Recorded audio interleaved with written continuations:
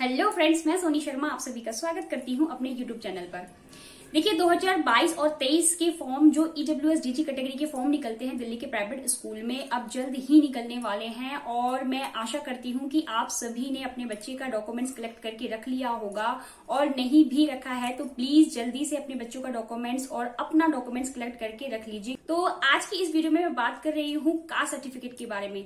देखिए ये जो ईडब्ल्यूएस डीजी कैटेगरी के फॉर्म निकलते हैं इसमें हर तरह के पेरेंट्स अलग अलग कैटेगरी में अपने बच्चों का फॉर्म भरते हैं। तो जो फॉर्म भरते हैं उसमें डॉक्यूमेंट्स भी अलग अलग होते हैं, तो कई पेरेंट्स के मन में डॉक्यूमेंट्स को लेकर बहुत सारी कंफ्यूजन होती है। तो आज ऐसे ही एक कंफ्यूजन को दूर करने के लिए मैंने ये वीडियो बनाया है।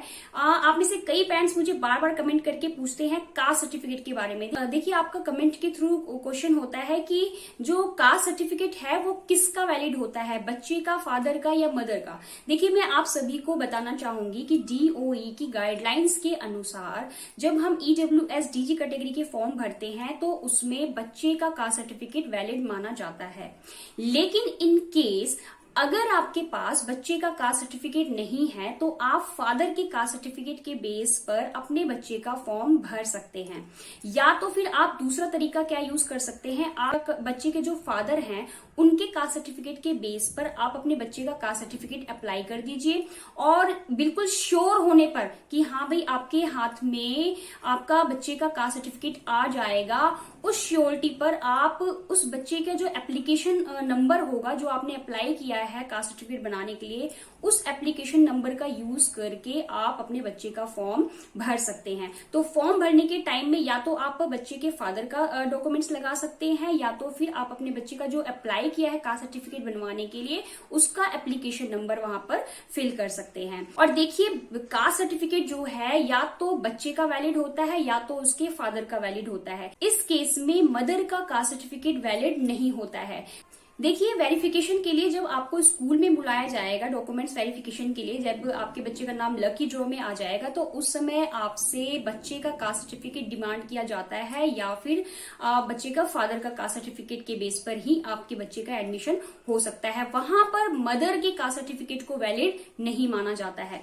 लेकिन मैं आपको एक जानकारी देना चाहूंगी कि जब आप दिल्ली में रह रहे हैं और दिल्ली में आरटीई के तहत डीजी कैटेगरी के अंतर्गत अपने बच्चे का फॉर्म भर रहे हैं तो दिल्ली में एक इसी साल से एक नया नियम पास किया गया है कास्ट सर्टिफिकेट को लेकर कि जो मदर अपने पति से सेपरेट हो गई हैं, अलग हो गई हैं, उनका डिवोर्स हो गया है और उनके पास बच्चे के फादर का कोई कास्ट सर्टिफिकेट का कोई प्रूफ नहीं है, तो उस केस में क्या कर सकती हैं वो महिला जो अपने पति से सेपरेट हो गई हैं, वो महिलाएं अपना बच्चे का जो कास्ट सर्टिफिकेट है अपने कास्ट सर्टिफिकेट के बेस पर अप्लाई कर सकती हैं दिल्ली के अंदर। और ये नियम इसी साल से लागू हुआ है और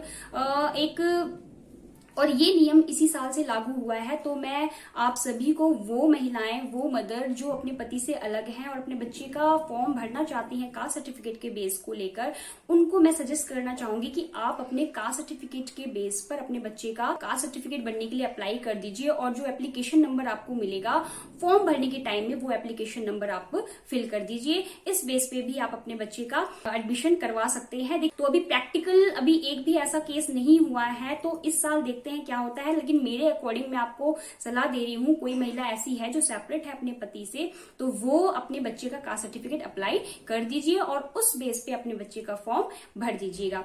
और देखिए एक और सवाल आप सभी के मन में होता है कि मैम जब कास्ट सर्टिफिकेट के द्वारा हम अपने बच्चे का फॉर्म अप्लाई करेंगे तो क्या उस केस में इनकम सर्टिफिकेट भी देना पड़ेगा एडमिशन के समय में या फॉर्म भरने के समय में? देखिए मैं आप सभी को बार बार बता रही हूँ और आज फिर बताती हूँ, अगर आप डीजी कैटेगरी के तहत अपने बच्चे का फॉर्म भर रहे हैं, कास्ट सर्टिफिकेट के बेस पे अपने बच्चे का फॉर्म भर रहे हैं, तो इस केस में आपको इनकम सर्टिफिकेट दिखाने की कोई जरूरत नहीं है, इनकम प्रूफ देने की कोई जरूरत नहीं होती है। केवल आपको ओबीसी का अगर आप सर्टिफिकेट बनवा रहे हैं तो उसमें आपका जो सर्टिफिकेट है ओबीसी नॉन क्रीमी लेयर होना चाहिए। OBC non creamy layer certificate 8 lakh से कम आय वाले जो एनुअली आय होता है, 8 लाख से कम जिसकी एनुअली आय होती है उन्हीं का बनता है। तो अदरवाइज और किसी कास्ट में आप अपने बच्चे का अप्लाई कर रहे हैं तो वहां इनकम का कोई प्रूफ देना नहीं होता है। बेफिक्र होकर आप अपने बच्चे का फॉर्म भर सकते हैं। अगर कोई गलत जानकारी देता है कि कास्ट सर्टिफिकेट के साथ साथ आपको इनकम सर्टिफिकेट भी लगाना पड़ेगा, तो प्लीज उनकी बातों में ना आए।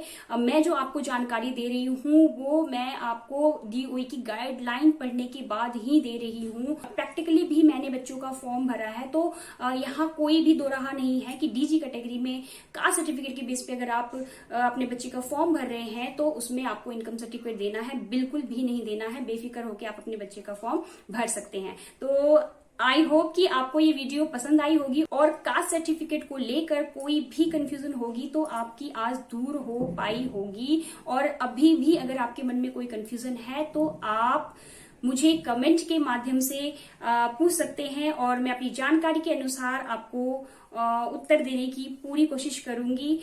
और अगर आप मेरे चैनल पर नए हैं, फर्स्ट टाइम आए हैं और मेरी वीडियो आपको अच्छी लगती है, नॉलेजेबल लग रही है, तो प्लीज मेरे चैनल को सब्सक्राइब जरूर करिएगा।